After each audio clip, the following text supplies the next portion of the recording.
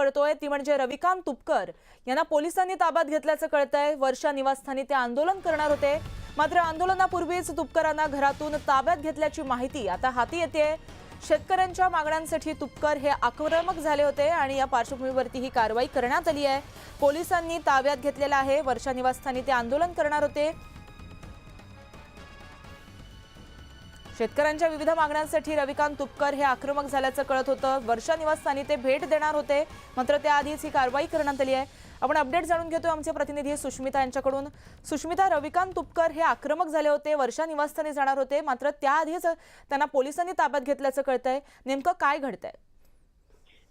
Azad Maidan police station मध्ये आता रविकांत तुपकर आणि त्यांचे समर्थक यांना आणण्यात आलेलं आहे।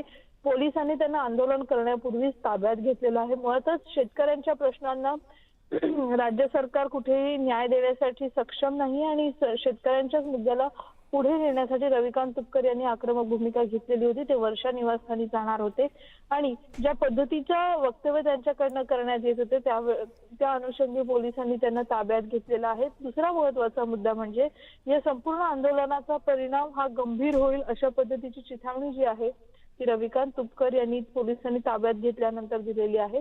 त्यामुळे रविकांत तुपकर आणि त्यांचे समर्थक हे आता पोलिसांच्या ताब्यात आझाद मैदान पोलीस स्टेशन मध्ये असल्याचं आपल्याला पाहायला मिळतं। जी सुष्मिता, अपडेट घेत राहणार आहोत। तत्पूर्वी धन्यवाद तुम्ही दिलेल्या माहितीसाठी।